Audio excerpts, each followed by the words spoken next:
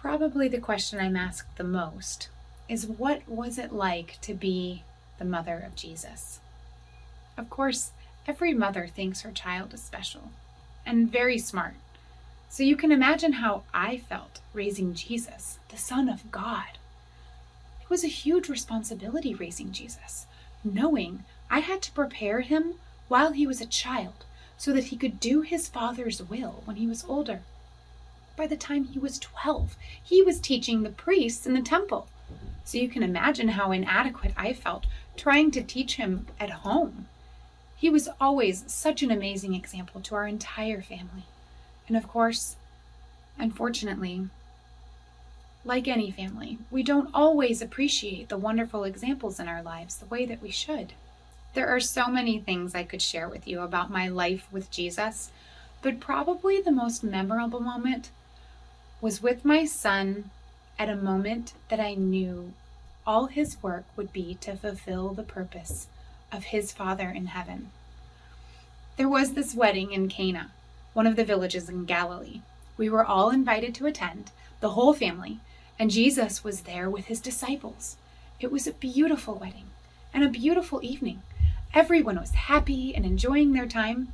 Weddings can be such a big celebration with our people.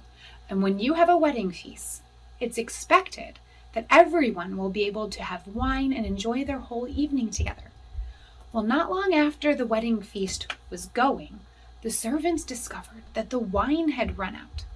This could have been a terrible embarrassment for the bridegroom, and for all those attending, they would never forget it.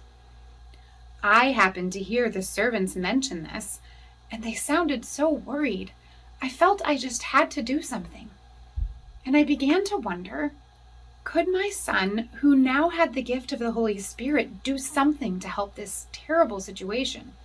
So of course, I went to him and I asked him. I was a little bit surprised by his answer. It took my breath away for a moment.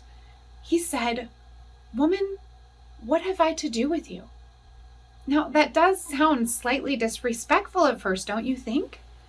But I had to remember, my son does not sin. He has a purpose here. He's not just like any other man.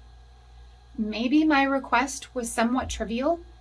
I will never forget that moment, because it was the moment that I realized, and I knew without a doubt, any and everything my son Jesus did was going to be for his Father.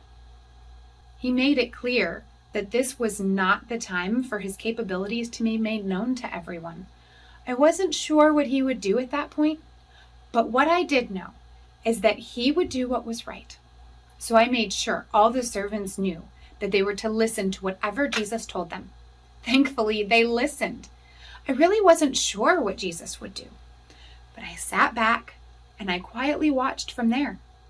Jesus simply asked the servants to go and get water pots that were over by the entrance of where the guests washed their hands and feet. It was much like this one right here. They were to go and get the water pots and fill them up with water, and then take them to the ruler of the feast and serve it to him. Now, these servants were already really worried. You have to imagine how scared they were to offer water to the ruler of the feast when he was expecting wine. They nervously approached the ruler, tipped the jug over, expecting to see the clear water they had just filled the pot with, but no, it wasn't water at all. What came out was the most beautiful, crimson-colored wine they had ever seen. What's even more amazing than that was this wine was even better than the wine that was initially served. Of course it was. It was wine from heaven. Only the servants, Jesus' disciples, and I knew anything about the fact that we had run out of wine, and the evening went on without any more problems. It was that moment you could see the twinkle in the eyes of the disciples. They believed. It was a clear message that no matter what Jesus asks of us, we must do it. His purpose and his will is to do God's will. You want to be in the kingdom, right? Well, then we must do exactly what Jesus instructs us to do. He promises us if we keep our focus, we will be in the kingdom. But just like the disciples, you must believe too.